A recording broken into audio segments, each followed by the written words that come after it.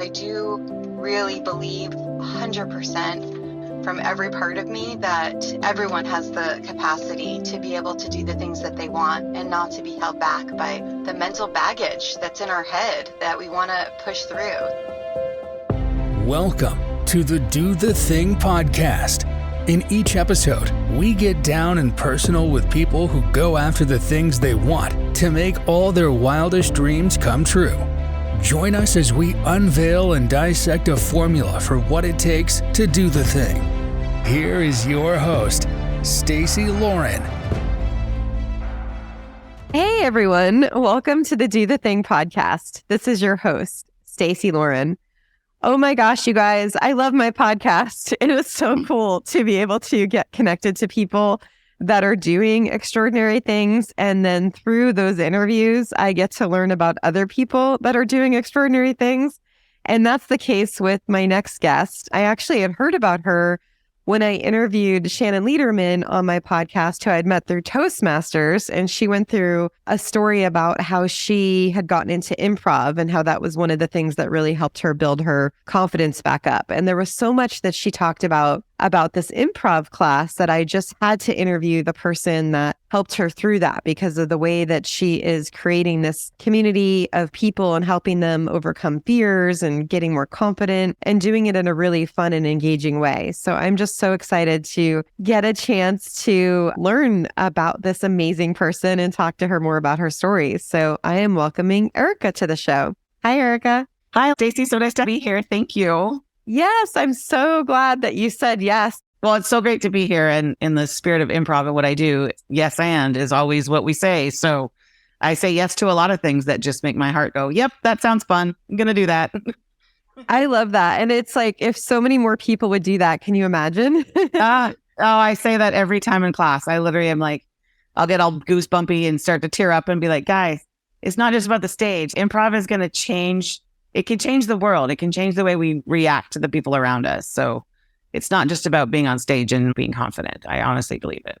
That actually brings up a good point. It's like you're helping them flex the muscle to have this yes and kind of philosophy in life.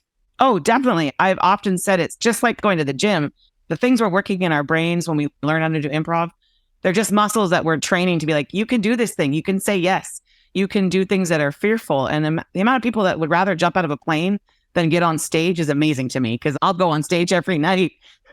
Yeah. Jump out of a plane, no. Okay, with that, this is perfect. I'd love to hear where this came from. Can you please share with everyone your story and a little bit more about you? Yeah. So I've been doing theater since I was 4. I have a theater degree from the University of British Columbia. And improv seemed to be something that was probably it was a very small part of my life. And then actually, ironically, 12 years ago today, my divorce was finalized. And I remember going to therapy and my therapist looking at me as I was getting ready to leave my husband, because it was a few months it took for me to realize I'm unhappy. And I was like, this is not my life. This is not what's supposed to happen. This is not it. And he looked at me, he's like, you need to go back and do some improv. And I was like, what? He's like, you need to get back to who you are. And I think improv will really help. So I took some classes from this sweet lady named Jackie Lowell out in Clermont at some weird friendship center. And I did a couple sessions and I was like, this is really fun. I need to get back on stage though. This is not satisfying this thing in me. And then, I auditioned for a place called Finest City Improv, which was actually just a few weeks ago, was also my 10-year anniversary. So a lot of anniversaries at the end of February, beginning of March. But I just started doing it and it just felt like home. It just felt like the thing I needed to do. And I honestly came to a point in my life, I was like, I don't know what else I'd be doing if I wasn't doing improv and teaching improv. This is part of my gift. This is the thing I'm here for to share with the world, I think, is to be a part of this thing for everybody. Yeah. And I love that it was reignited after you went through such a hard time. And then you pretty much got that little push or nudge saying, get back to who you are and do this. And then that gave you the confidence to get back into it. Yeah. And sometimes I don't realize what it did to me until I look back and go, oh, yeah, that's why you were able to get through so much of that divorce with joy. And I'm able to laugh at so much of my trauma. A lot of people don't know what to do when I make jokes about trauma. They're like, is she okay? I'm like, yeah, we got to laugh about it. We got to get through it in a way that makes me feel better about things. This is one of the things I work with a lot of women that have gotten divorced or have been widowed and are going through really hard times. and just getting them to stretch outside their comfort zone to be able to expand to new experiences. So I think that this really speaks to that too.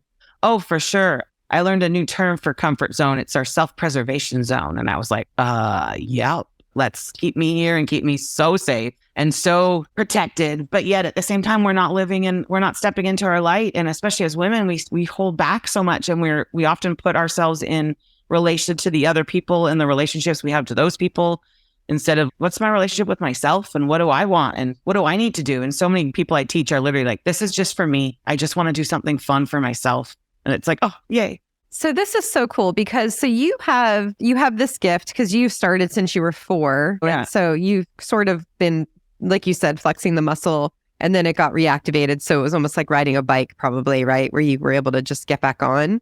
And I'm wondering, because you're teaching, and just to give more context, because I sort of explained it in the intro, but why don't you share what you're doing now in terms of the classes and how you're impacting people in that way? Oh, yeah, sure. So I teach through a school here in San Diego, and I teach usually level 1, 2, or 3, but I teach all the levels. But I'm usually the teacher you first meet. So the person that got you in contact with me, I was her teacher. And I just try to create, well, I know I do. I've been told this by many of my students. I create a very safe, loving, non-judgmental, supportive space in which we just play a lot in the beginning. And I get people to be silly and get out of their comfort zone or their self-preservation zone or the space where they think as adults, we don't think we're supposed to play and have all this fun. And so for the first couple of weeks, we just play. But then I teach them enough that I go, okay, guess what? Because on the 4th week, you get to do a scene with one of the teachers, including myself, in front of a whole bunch of people that love and support you. And once they do that first scene, it's just a transformation happens. And they recognize, oh, I can do this thing. And I'm like, yeah, I always saw you could do it. Now I'm just letting you see that you can do it. But yeah, I just spent 7 weeks with these students, and we just learn new things that challenge them in different ways that they were expecting, and games and lots of laughter and lots of failure, so much failure. But I always tell them mistakes are beautiful gifts. Embrace them. Let's go forward. It's funny. I mean, I got to see the product of your work because I remember Shannon's for everyone listening, was the student that was Erica's student. And she's the one that I had her on my podcast who introduced me to Erica. And we started Toastmasters the very same time. I think actually she might even been a week after me. And she started off ridiculous, so good. And I'm like, what in the world? You're supposed to suck when you first start something new. But I think that she had the improv experience already. It would just help catapult her into a whole nother way. I was like, what is going on? I didn't realize she had the improv experience until I did the podcast. That's so cool. And a lot of times people will come from Toastmasters to improv, and they're good at stuff, but they're so used to having a script, right? And things to look at. And where to go from improv to Toastmasters, I think probably benefited Shannon immensely because she wasn't afraid to make mistakes. She was okay with having to figure out if something didn't work out the way she wanted, or maybe she found a joke in something or found humor in a way that she wasn't expecting. She was already kind of ready to dance on the edges of her toes. She's like, okay, I'm here on this unsafe zone. It's kind of cool over here. I've been doing stand-up comedy. This is a new, just started. I've done it twice now. This last time my set it's like a 6-minute set, and the majority of it was pre-scripted stuff, but I had a minute at the end where I was going to do working the crowd, and I totally lost it. I didn't know what to do. I asked them the question, oh, and what is your thing that you want to do? What's in the back of your mind? Because it was this routine of how I recently gained weight, and I'm overthinking it because I once was overweight, and then I'm in my head. Anyway, future tripping. It was this whole thing, and it was funny. But trying to work them through this climax of then doing the thing, right? And not giving up. So then I was inspiring them to shout out what things they were want to do. And they're all shouting stuff out. One person's dancing and singing and all this stuff. And I'm just saying, they were looking at them. I had no idea what to do. I'm realizing improv is next on my list. But yeah, that's a special skill to be able to just kind of take that in.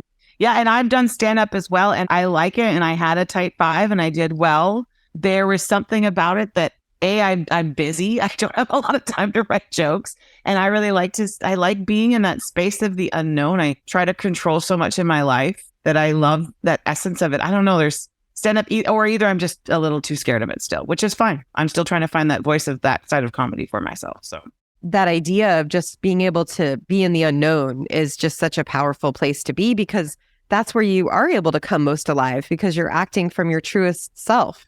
Well, and you're in the moment. You can't worry about what just happened and what's going to happen. All you can do is just be there and listen and watch and pay attention. And it's just the amount of times I take the lessons I teach on stage for people to learn to get on stage, to help them on stage. I often have to remind myself in my own life, Erica, pay attention, be here now, make a bold move, just make a choice. It's better than nothing. All these things I tell my students that I'm like, these are what help me get through the day all the time.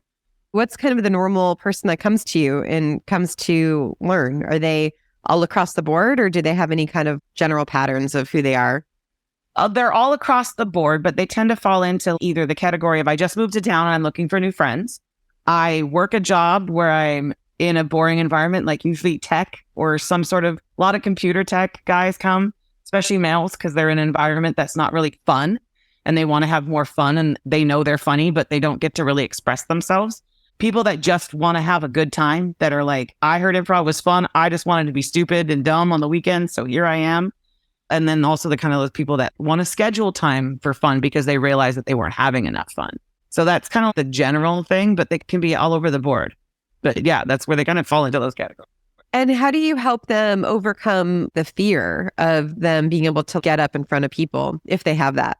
So it's not a super slow process, but it just starts from each class. We just integrate a little bit more. So the first day of class, they're performing right away without even knowing it. I get them to tell me their name and say an adjective that starts with the same letter of their name and then give us an action. So I often am like, effervescent Erica, and I'll make bubbly jazz hands with my hands or whatever. And so everybody does that after me and we all say it together, effervescent Erica. And we do it a few times so that we remember what it is. And the person that's next to me, I'm like, maybe he's Jumping Joe. And he does an action and does his name and his word. And we go all the way around the circle and then we repeat them so we remember what they are. And then we pass them around. And I'm doing this under the guise that we're learning each other's names. But by the end of it, these people have done a performance that they never have done. They've been silly. They've said things they don't think they would have said. They've done all these weird actions. And without even knowing it, they stepped out of their comfort zone into a new space that they never even thought they'd be in. And it happened just subtly, ever so slowly. I'll open the gates a little bit. I'm like, here we go. And so each day we just add a little bit more of that and a little bit more and a little bit more. By the end of the 7 weeks, 2 people on stage, get a suggestion. All right, let's go. So you just nudge them. And also I like to meet people where they are. So if someone's really scared, I'm just like, okay, as much as you can handle.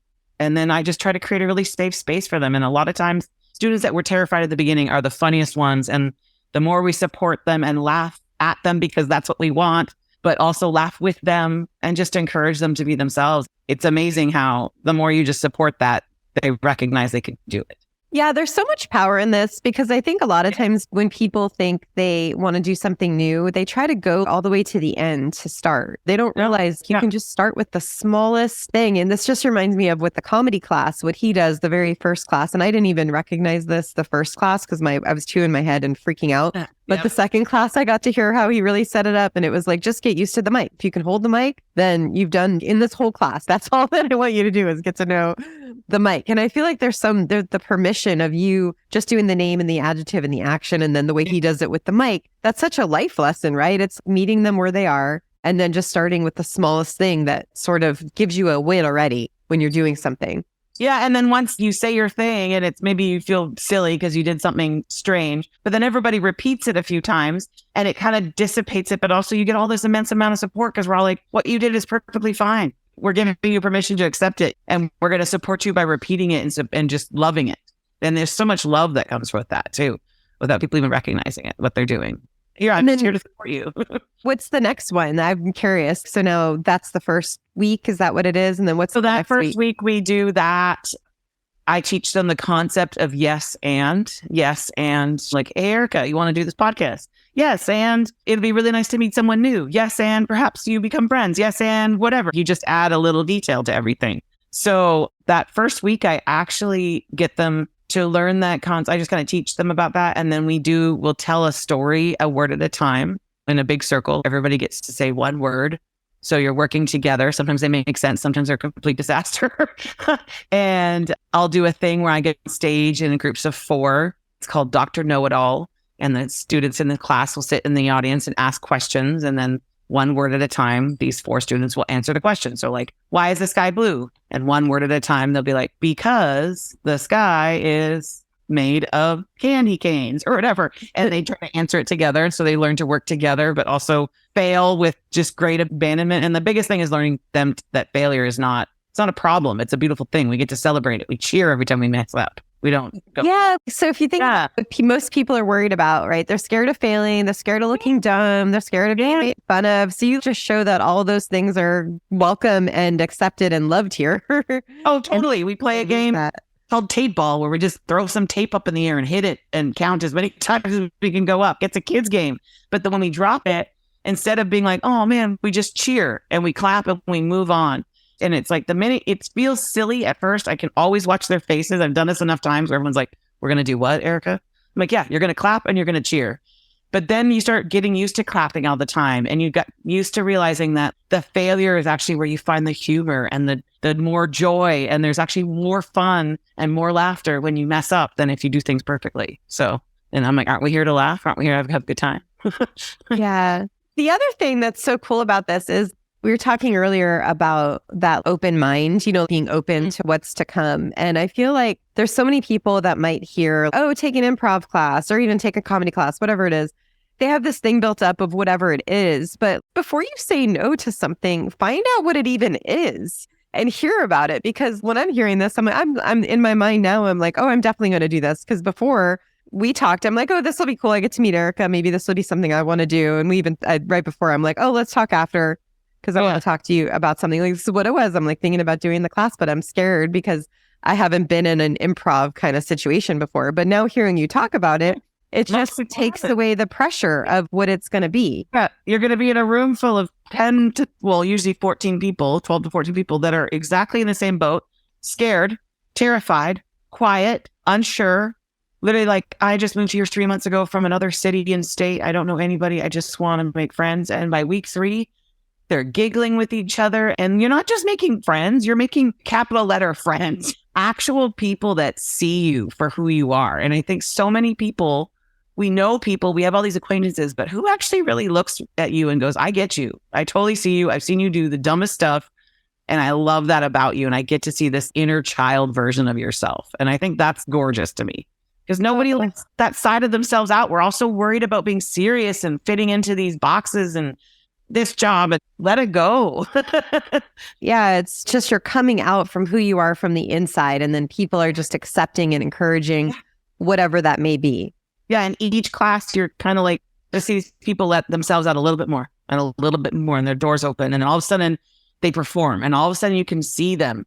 They're like, I get it, I feel it, and you can see these. I can watch these people. I literally was telling one of my friends, I'm like, I want to take pictures of these people on the first day of class and on the last day of class and be like, look at the difference in the way you look, because it's amazing. Because it's just, you can see them, they're fully realizing who they are, but without this, there's no, like you were saying, I'm afraid. It's like, yeah, we're all afraid to be who we are, but sometimes we need a little nudge and also a really safe space to do it. And also someone that goes, hey, I got you. I got your back.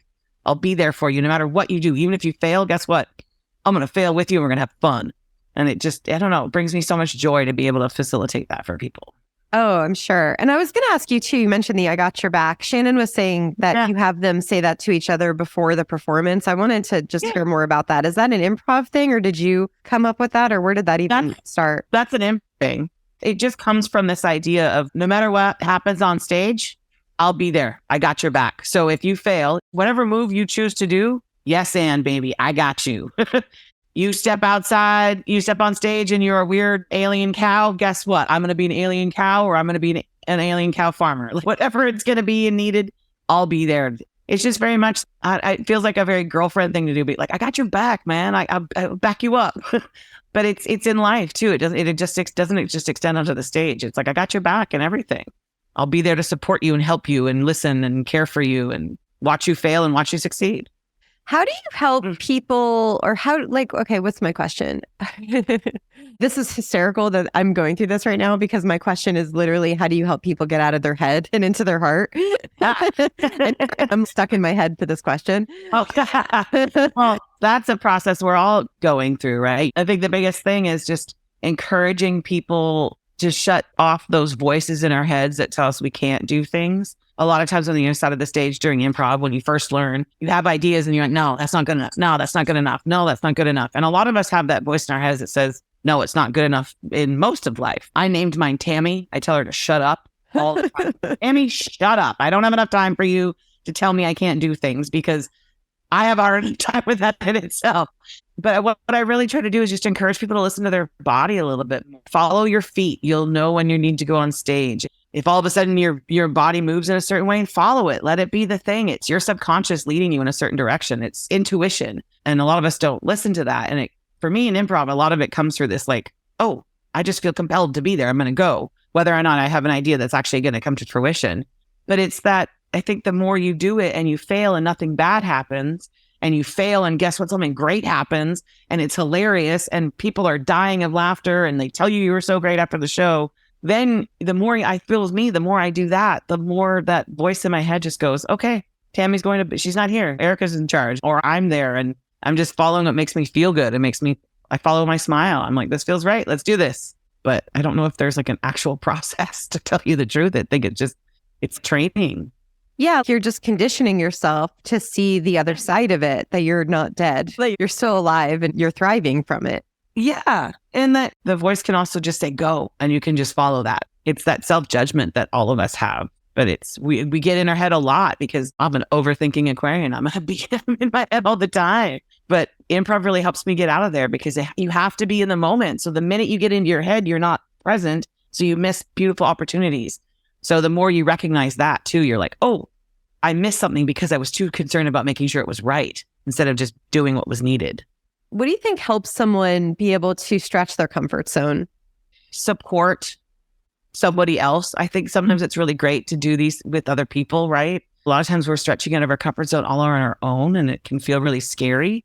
So when you look around and there's 10 to 14, 13 people there doing it with you, it doesn't feel so terrifying because you're all in it together. And the amount of times I teach people that just say, I just felt so supported because I knew that y'all knew how I felt. And I think that's so important when you're stretching your comfort zone and stepping out. Community is huge because when people recognize themselves in you, it's such a beautiful connection. You're like, oh, I get it. I'm here with you. I completely understand. I am you. I see you. I'm glad that you brought this up because with Do the Thing, I have a formula that works through everything that we do. And I'll kind of go through it because this might actually apply where you're using parts of the formula. And I'd love to see which ones you've seen. I'll kind of talk through the whole thing and then address the one that you just mentioned. But it's I'm game. And so it's an acronym. And the I in I'm is identify the why. M is mindset. And then the G in game is goals. And then A is accountability. M is my people. And E is educate. And so what you were just talking about, which I think is one of the most important ones, is my people, which is not just the 5 people that you're around that are great. A lot of people say, oh, I want to be around those 5 people because I'm the average of the 5 people. But my people is you're around people that are doing the same thing as you, that want the same thing. Because if you're running a marathon and you just have supportive and encouraging friends, that's not going to help you run the marathon. You're going to have to be around other runners. And it's the same thing, I think, when you're doing improv, comedy, or whatever else you want to do. It's being around people that want the same thing. So then you're failing together, you're celebrating together. Well, and the 5 closest people, it's like my 5 closest people don't live in any actual close proximity to me. The people that have shaped me and I care about, my best friend lives in Seattle. And she's the person I talk to most of, but she's not here. So it's like, where are my people? Who are the people I go to when I need support when I step out of my comfort zone? They're the people in my coaching class. They're the people at improv. They're the people that have done the same thing, that understand me. Because you're like, yeah, you get me. You've been here before. It's hard to go to people that don't get you or understand you or what you're going through. And then you have that safe place to fail with them too, which is that's what I think holds so many people back, is if they're not around my people, then they're with people that are like, why are you doing that? That's stupid. What's the point of that? Versus the people that are excited about it and that are doing it. Yeah. And a lot of times, you get your close group of friends and they are like, that's so cool you're doing that thing, but they're doing all their own things. And so unless they've done the improv thing, they don't really understand it. So your improv friends get that and your other friends get your other part of your life. I think it's important to have all these different facets of friends that understand these different parts of ourselves because we're multifaceted, different people and no one's going to ever really truly understand. Not one person's ever going to get all those different sides of you, right? So I think to have those friends that get you in these different parts of your life that you're willing to fail in is so great. You're like, great, my friends let me fail and we have fun at it. Awesome. Yeah, you just said something that I haven't really articulated yet, which is that different part of yourself. It's not just the thing you're doing, you're capturing these different parts of yourself through these different communities. I love that. That's so good. And a lot of times it's a part of ourselves that's always been there.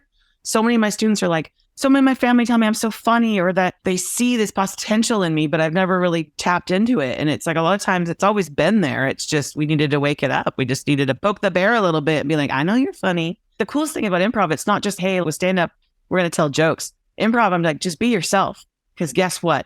You are funny and you are enough and you're beautiful. So be the weirdo you are, because someone will connect with that. And you just being you is funny enough. I guarantee it. It's amazing what happens. So you actually, now that I'm thinking about it, you did talk about the I in I'm Game, the identify the why, because you talked about some people are doing it because they want to make new friends or to be surrounded by, or moved here, or were tech guys that just wanted to have a fun place to have fun.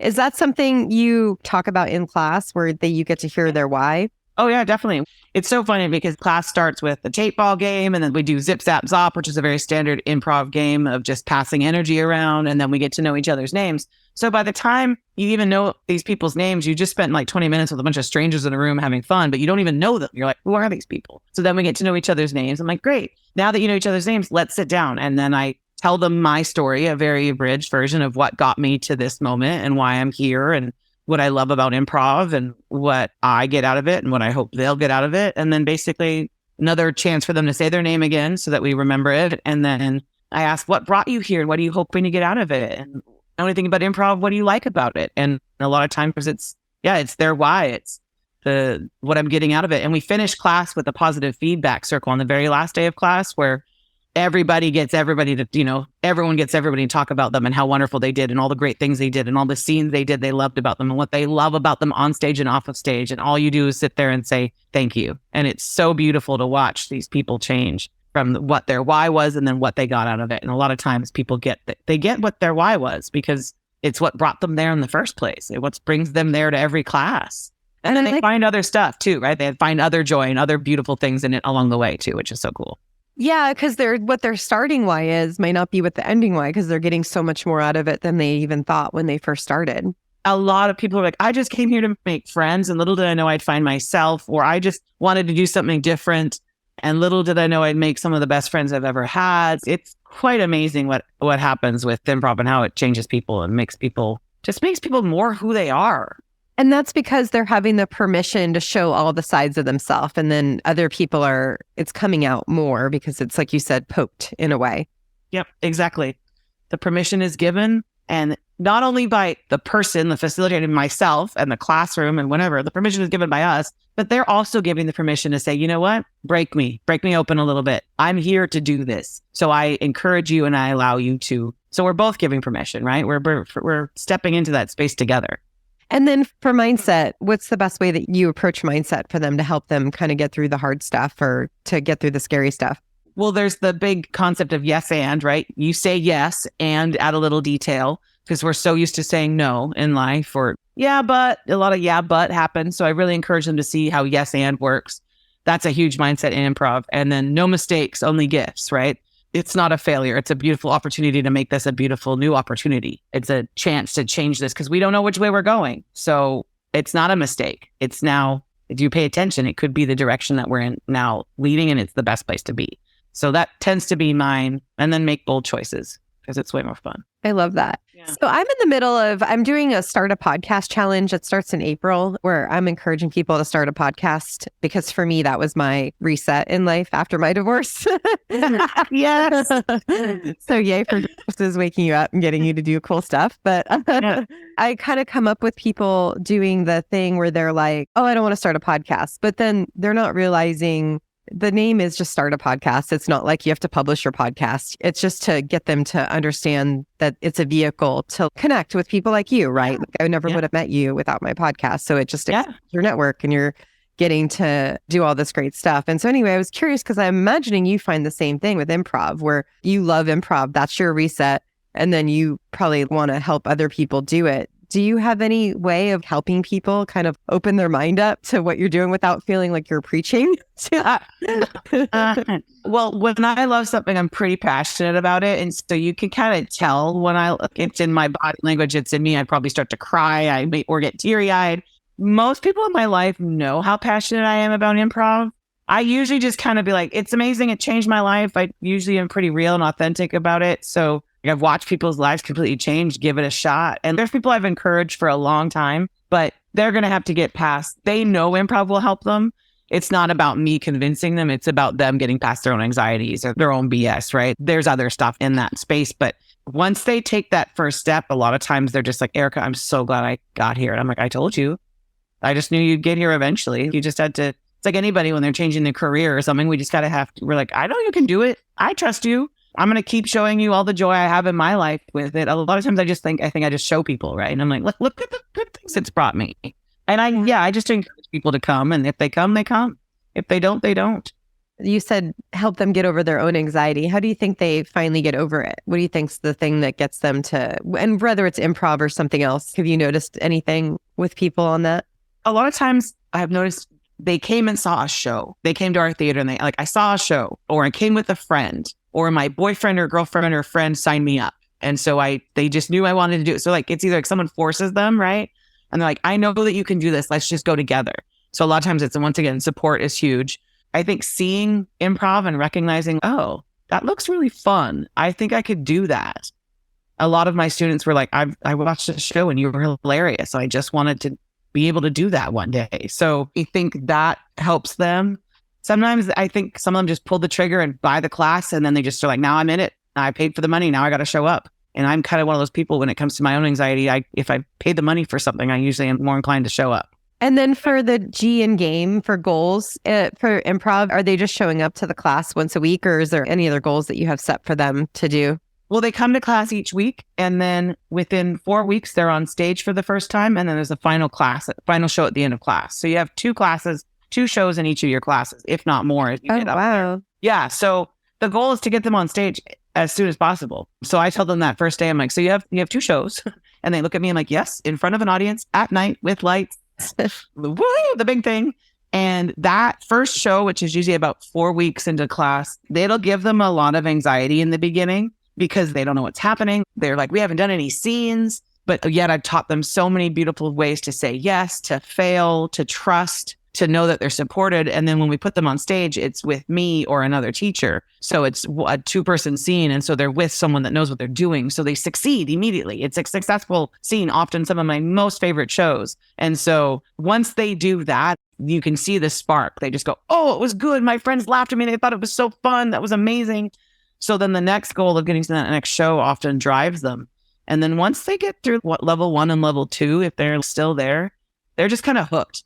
And then the goal is to finish and know that they completed the 6 levels and they learned all they could, and just to keep learning and learning and learning, right? So the goals with us are to get them on stage. And I think that's what drives a lot of people. Some schools don't put you on stage right away, which I think takes away that little bit of extra edge of fear, right? There's that sense of like, no, we're really actually going to show you that you did the thing.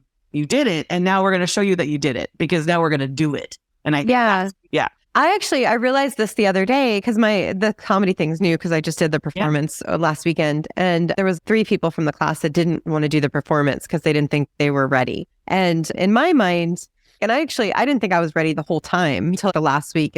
My thing finally came together, other than the improv moment, which was a big disaster, but hysterical disaster. And as it should be. Yes, it should be. Yeah. And so I was thinking about it, and I was like, I think the difference is, and I'm going back to the marathon example. I've never run a marathon, but I've run a half marathon before. And you're never going to, whether you're registering for the race, you're not going to register and pay the money and then not run it. You're going to maybe walk it. You might not run the whole thing. You're still going to finish it. You're going to do it. Yeah. And so I feel like anyone, when they do something like this, they should just commit, no matter if they think they're going to be good or bad, to do it. Because I think it's the same type of thing. That's the ultimate goal, is you seeing that to the end, regardless of how you're going to do. Well, it's like, we sign up with a trainer, or you take an exercise class. We're there to get better eventually, right? So yeah, we commit, we spend the money. I'm a very obligatory. I need to be held accountable to do the things, right? So if I have a trainer, I'm more inclined to go. And when it comes to class, that same thing I think holds a lot of people accountable. They'll come to class, they won't do it on their own. They might not come every week if it was free. They might not, I think hitting your pocketbook sometimes, then committing, not so much even like making it, I have to spend a lot of money, but just, yeah, you committed. You did something. You said, I'm going to do this. Facebook, right? I'm going to go to this class. That's huge to get your friends to hold you accountable. Yeah, and you're leading perfect right into the A in game, which is accountability. Oh, yeah. So it's perfectly timed, and it's sort of designed to go that way. But yeah. And you mentioned the paying money, posting on Facebook, telling your friends about it. I was curious too, is there do they feel an accountability to each other? Will the class not be as good if as many people don't show up? Does that come up, do you think? They definitely notice it when some class doesn't show up, and they'll notice it more when they start to perform with each other. In level 1, you're really just performing with the teacher and only at the very end of class with each other. So I think once you start playing with each other more, you start to recognize when people aren't there. With the theater, we call them teams. So it's like a group of people that perform together pretty regularly. So your team can be anywhere between 2 people to 8 people. So you do start to feel like you don't want to let the team down. And it's a different dynamic when certain people are there and certain people aren't there. So you definitely miss people when they're gone. And there are certain people you love to play with and certain people you enjoy because you know they're going to be weird. And you're like, oh, we get to play crazy people on stage. It's going to be so much fun. We get to be weirdos. Yay. And I say crazy in the sense of weirdos, not any sort of mental health issues. But you start to feel kind of like a little bit of, I don't want to let them down. I think as the team, as the group of people in the class, the longer they stay together, by the time they get to level 3, been in the same class with each other, they really don't want to let their team down. They really form this group bond. And it's so beautiful to watch these teams, just 8 or 10 people be best friends. And they all love each other. And they all have these cool dynamics and all this great chemistry. And it starts to develop. And they really do start to really care about each other in ways that I don't think they ever expected. And then we talked about the M, which is my people, and the E is educate. And it sounds like that's just kind of evolving as they're learning from each other. Is there any other way that you approach education in terms of improv? So a lot of, in between teaching the exercises and learning how to do improv, a lot of times I'll throw in a lot of because improv philosophy, it's a huge thing. Every teacher's got their own. So I'll throw in my ideas about things or what I've learned and aha moments and big things that I've noticed over the years of teaching. So that kind of gets put in there as a lot of my students love the fact that I have 10 years of experience and I'm a little baby in the grand scheme of things when it comes to improv, but I've learned from a lot of different teachers. So I try to bring a lot of that knowledge to my classes. Even in level 1, I'm teaching them the stuff I know right away. And then I encourage them to read books. There's so many good improv books and clowning books and theater books out there. There's tons of books on improv. So I'm like, if you love this stuff, it takes 10,000 hours to be good at it. Get learned. But there's so much good knowledge out there. There's a lot of education on improv these days. It's really quite nice. And what about in terms of them educating others? Do you encourage that in the class? Oh, yeah. Well, I tell them, notice what happens in your life, especially after week 1. I'm like, see what happens if you just say yes to stuff that normally you'd say no to. Or see what happens to allow a mistake to be a beautiful gift on the weekend. Say something work out the same way. And a lot of my students will mention how they'll play some of the games at home with their family. They're encouraging their family to look, especially I think with kids, encouraging their families to look at things in a new possibility light if things don't work out the way they expected. Just the way they deal with their friends and perhaps colleagues. A lot of times in meetings, a lot of them will notice encouraging other people to like, hey, why don't you just yes and that idea and then let's see what happens. And I know people have said, I've used this in meetings where I just go, hey guys, so anytime someone has an idea, you say yes and add a detail about what you liked about it. And I was like, that is so cool. I love that so much. I love that you're able to get them to see it from the class to life. And then they're getting to flex the muscles in both ways. So then it's just almost like a supercharged way of doing it. Yeah. I have this thing I say in class all the time of, okay, you just have to be yourself and the other person has to be themselves and you just have to live in a world together and you can't change each other. And someone was like, oh my gosh, Erica, that's like a life lesson. I was like, well, yeah, all we're trying to do is just exist with each other. Don't try to change people. Just live with each other and figure out what connects you and connect on that and be happy. And it's funny how a lot of times the stuff I say for stuff on stage is very applicable to life. A lot of times it's not, because a lot of times I'll tell people, make it worse. But that's because it's a funny thing. And I'm like, it has to be good to see the lessons go from the stage to life. It's beautiful. I'd love to hear what your biggest piece of advice for people is on doing the thing. No, just do it. Like Nike, but trust your gut. if you feel like you want to do something, I think we just need to look at fear like it's this beautiful adventure, and we just got to go, I'm going to do life anyway. I might as well do something that makes me maybe a little bit excited, and there's a possibility of something at the end of it. But our guts are often telling us what to do, but we just don't listen. And just trust yourself. You'll be okay. You're not going to die. You're just going to do some improv. It'll be fine. I had a student that literally told me, Erica, I would rather jump out of a plane than get on stage. And I was like, oh, girl. And when she got on stage, she was so funny and she was so great. And I would watch her and she was like, okay, I won't jump out of a plane now. But the fact that people are more afraid, they'd rather skydive than public speak, right? They'd rather do that and get in front of people and be vulnerable and authentic. And it's just, I don't know if it's calling you to it. If there's something in you that you want to do, I think we just have to just start. I'm the same way. I'm trying the same thing in my life of the little things I want to do. But once you wake up to it, you're kind of like, okay, I gotta do this. I have to put an intention out there of why I want to do it. And I think that really helps too. Like you said, with your acronym, the intention, why do you want to do what you want to do? That's often helpful. That was a roundabout way to answer it. It was great. It was really good. Where can people learn more about you? Well, I'm associated with Finest City Improv. That's where I teach right now. And I am an improv coach, and I'm learning to be a personal coach as well. I'm trying to take improv and all the stuff I know about business and people and help people figure out what to do with life. So I just started my website. So I'm just new at all of this. So Super Happy Girl is my Instagram, but eventually, hopefully it'll be superhappygirl.com. That's great. So for now, they can follow you on Instagram, and then they'll be updated on everything. Yeah. I put my shows up there. I perform regularly. FinestCityImprov.com is where I teach out of. I often teach level 1 and level 2. It's a good way to find me if you can't find me. And I work with lots of people doing corporate stuff. So training people in corporate environments. I have my master's in organizational leadership. So I really want to train people to be more emotionally intelligent and empathetic, and using improv to do that as well. Oh, so cool. That's a great idea. Yeah. So it's kind of like I quit my 20-year corporate job a couple of years ago, and I'm in this midst to figure out what I love. And improv is one of those things I absolutely love. And I just do it because I don't know what else to do. But it's the stuff that drives me towards this thing that I think I'm supposed to be doing, whether or not I know what it is, but my intention is to bring more joy to people's lives and make them happier. And however I can do that, that's what I want to do. Yeah. And I think there's something really powerful about that, is not knowing exactly. I call it a rough draft goal. You're having an idea of what you want to do, and then you just keep making steps towards that, which is that's when you're really living into your purpose, you know? Yeah. Yeah. And you just go, this feels right. This feels right. Okay. That felt good. Yep. That's exactly where I am. Yeah, the rough draft goal. I like that. I learned it on the podcast. It actually came from one of my guests that I stole. But hey, if people teach us things, we're not stealing. We're just passing on full information to somebody else that might need it. I say that all the time. I'm like, I took this from somebody else, but it helped me to let it help you, because boom. Exactly. So this is amazing, getting a chance to talk to you. I can't wait to meet you in person and take the class now. I'm really excited.